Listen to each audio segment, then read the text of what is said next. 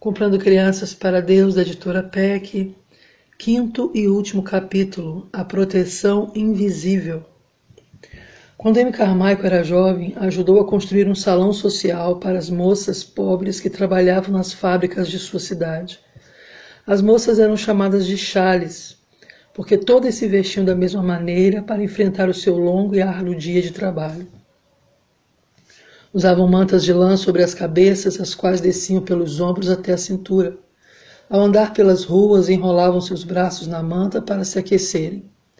Elas podiam ser vistas ainda na escuridão da madrugada, indo apressadas para o trabalho.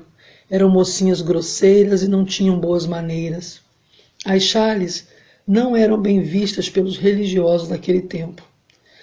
Estas moças logo se tornaram conhecidas pelas coisas pecaminosas que praticavam. Afinal de contas, elas diziam, ninguém se importa com o que fazemos, ninguém se preocupa com o que nos acontece. Alguém preocupava-se com elas. Deus as amava e desejava tirá-las daquela vida de pecado. E alguns dos filhos de Deus também se importavam. Deus levou Amy Carmichael a se preocupar e ao ver as necessidades das pobres mocinhas, Amy e outras pessoas bondosas construíram o salão onde as chales poderiam ir e encontrar um ambiente acolhedor. Amy queria ajudá-las mais, mas para isso precisava saber mais sobre as suas vidas e problemas. E qual a melhor maneira de conhecer suas necessidades se não viver no meio delas? Amy alugou um quarto no mesmo prédio onde muitas das moças moravam. Era sujo e cheio de percevejos, mas ela não desanimou. Deus me quer aqui, sei que Ele me protegerá, mesmo que eu tenha que morar numa das piores partes da cidade. Um fim de semana, quando Amy se dirigia para tomar o último trem que a levaria à casa de seus pais, foi perseguida por um grupo de delinquentes. Eles a cercaram de forma ameaçadora, mas Amy continuou caminhando tranquilamente. Cria que Deus a estava protegendo e não sentiu medo enquanto caminhava pela rua. O grupo de moleques aumentou e tornou-se mais ameaçador. Agora Amy viu que estava realmente em perigo. O que aconteceria? De repente, enquanto Amy passava por uma longa fila de casas, abriu-se uma porta e uma mulher agarrou Amy, puxando-a para dentro. Depressa, a mulher empurrou um grande caixote para a entrada da porta e pendurou um lençol branco sobre ele como proteção. Só um lençol entre Amy e o perigo? Naquela noite, Amy aprendeu a quinta lição. Deus nos protege mesmo quando a proteção é invisível. Você já esteve alguma vez em perigo? Você também pode ter certeza, se é filho de Deus, que Ele o guarda, mesmo quando você não possa vê-lo ao seu redor. Muitos anos mais tarde, na Índia, chegou a hora quando Amy não tinha nem lençol entre ela e o perigo. E o que era pior, as suas amadas crianças também corriam perigo. A casa de Amy, durante esta época, era térrea, com uma grande varanda ao redor. Protegendo a casa havia apenas um pequeno muro de barro. Portanto, quase não havia proteção contra quem quisesse entrar no jardim ou quintal. Mas certamente Deus olhava pela família de Amy em Donavu, onde noite após noite corria perigo. Para aumentar os perigos, muitas crianças e jovens chegavam pedindo proteção. Um dia, uma menina fugiu de uma das vilas próximas. Ela não cria mais nos deuses pagãos e pensou, se eu conseguir chegar a Dona Vur e a missionária, posso tornar-me uma cristã. Esperava também encontrar ali uma forte proteção contra a multidão de parentes que a perseguiam. Mas, já em casa de Amy, a mocinha descobriu que não havia nem ferrolhos nas portas. Como ela poderia encontrar proteção lá? Deus deu a resposta para Amy. Ela correu com a garota para o lugar mais seguro que podia pensar, a torre da igreja da vila. Subiram pela velha escada de madeira, que quase cedia com seu peso, e ficaram escondidos na torre a noite toda. Os parentes da mocinha, enraivecidos, a procuraram durante toda a noite, mas não foram capazes de encontrá-la. Novamente, foi provada a quinta lição. Deus nos protege mesmo quando esta proteção é invisível. Corrila era uma menina de 5 anos que reuniu-se a Amy e sua família. Algumas semanas após sua chegada, os tutores de Corrila exigiram a sua devolução. Ele sabia que enviando-a de volta para sua família significaria uma vida de pecado, e Corrila seria tratada cruelmente. Secretamente, Amy enviou Corrila para alguns missionários que moravam a centenas de quilômetros de distância. Ela devia ficar lá até que o problema fosse resolvido. Os parentes de Corrila ficaram furiosos e levaram o caso ao tribunal. Acusaram Amy de sequestro, que era uma acusação muito séria. Naquele dia, Amy acrescentou em seu diário: "Todos nós corremos o risco de sermos presos." No dia seguinte, chegou um telegrama dizendo: "Caso de sequestro absolvido." Então Corrila foi trazida normalmente para casa, em Dohnavur. A proteção de Deus, embora invisível, sempre cercava Amy e suas crianças. Mas o trabalho não era somente entre crianças. Um dos mais emocionantes acontecimentos de sua vida aconteceu quando ela comprometeu-se a ajudar um famoso ladrão. Este era uma espécie de Robin Hood em versão indiana. Tinha sido um homem honesto e tinha adotado o nome de Tigre Vermelho. Certo dia foi acusado pela polícia de uma coisa que não fizera. Ele sabia que com frequência as pessoas eram subornadas a mentir acerca de alguém que estava sendo processado. Ou então os prisioneiros eram torturados com o fim de fazê-lo confessar crimes que muitas vezes não tinham cometido. O Tigre Vermelho, prevendo seu sofrimento, resolveu fugir para as montanhas, onde ficou escondido. Dentro em pouco começou a roubar dos ricos e a dar aos pobres. Pensava que uma vez que estava ajudando os pobres, era certo o que fazia. Mas Deus chama o roubo de pecado, não é? Tigre Vermelho, embora pensasse estar agindo certo, estava realmente pecando contra Deus. Você já fez alguma coisa pensando estar certo para depois descobrir que era algo do qual Deus não se agradava? Amy ouviu de Tigre Vermelho e queria contar-lhe sobre Jesus. Desejava ensinar-lhe a palavra de Deus. Seria isso possível? Ela orou e Deus, que sempre responde às orações, colocou no coração de Tigre Vermelho o desejo de procurar Amy e falar com ela. O famoso ladrão soube que Amy estava na mata, fiscalizando uma nova construção. Ele e seus homens atravessaram silenciosamente a mata e ficaram observando Amy e seus ajudantes. Isto durante 8 dias, e sem ninguém perceber. Então, convencido de que não haveria problemas em conversar com ela, Tigre Vermelho e 2 de seus homens chegaram até a construção. Amy agradeceu a Deus por dar-lhe uma oportunidade de conversar com o ladrão. Ela não teve medo. Fez chá para o chefe da quadrilha enquanto ele contava a sua história. Sua esposa tinha morrido de desgosto pelos muitos problemas que ele arranjava. "Eu vim perguntar-lhes se pode tomar conta das minhas 3 crianças", ele quis saber. "Eu cuidarei de seus filhos, Tigre Vermelho, mas você tem que me prometer uma coisa." Amy negociou. "Prometa-me que nunca usará uma arma a menos que seja em defesa própria." Tigre deu a Amy sua palavra de que não mataria ninguém. Amy falou-lhe sobre o Salvador Jesus Cristo. O ladrão ficou comovido ao pensar que Deus amava a ele também, que errara tanto e causara tanta infelicidade. Mas Tigre não estava pronto para abandonar seu caminho pecaminoso. Talvez em outro dia, ele pensou, mas hoje não. Amy o aconselhou a entregar-se à polícia e confessar seus crimes, mas Tigre Vermelho não tinha medo. Apenas 5 dias depois, o famoso ladrão e seus homens foram capturados. Foram tratados com muita crueldade e ficaram tão feridos que foram levados ao hospital. Amy visitou algumas vezes, mesmo sabendo que uma mulher tinha sido presa durante 1 mês por ter dado comida a Tigre Vermelho. Amy confiava que Deus a protegeria e lembrou-se novamente que Deus nos protege mesmo quando esta proteção é invisível. Logo que ficou bom, Tigre Vermelho foi levado do hospital para a cadeia. Lá ele começou a estudar a Bíblia que Amy lhe dera. Leu como o Filho de Deus tinha sofrido e morrido por seus pecados e que ressuscitaria dos mortos. O ladrão creu em seu coração que Jesus era verdadeiramente o Filho de Deus e que tinha vindo ao mundo para salvá-lo dos seus pecados. Convidou a Jesus para entrar em seu coração e assim seus pecados foram perdoados. Logo depois desse importante dia, foram proibidas as visitas na prisão. Amy não podia mais visitá-lo e ela só podia receber uma carta a cada 4 meses.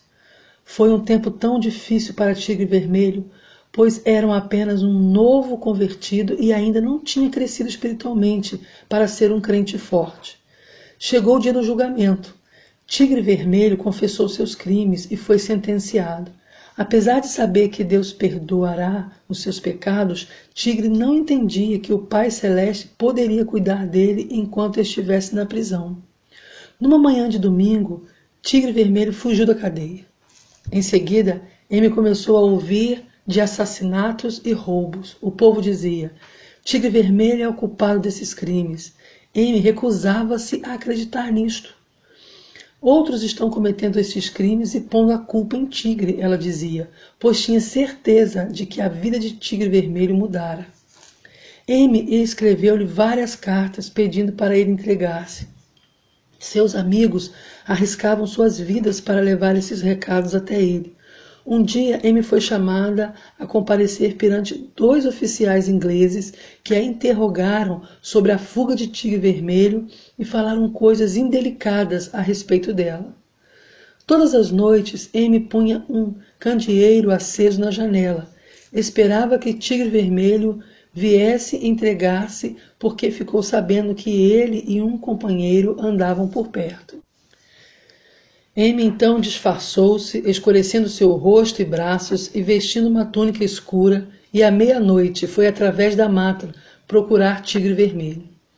O Senhor a ajudou a encontrá-lo.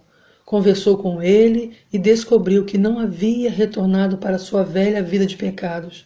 Conforme ela suspeitara, outros estavam matando e roubando e pondo a culpa dos crimes em Tigre Vermelho. Ele estava muito desanimado.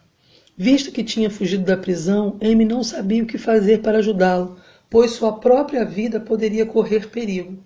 Deixou alguns livros com ele e orou para que Deus o ajudasse a fazer o que era certo. Tigre Vermelho lhe prometeu que não voltaria a roubar e que jamais mataria alguém. Nessa mesma semana, enquanto orava por Tigre Vermelho, Amy ouviu tiros.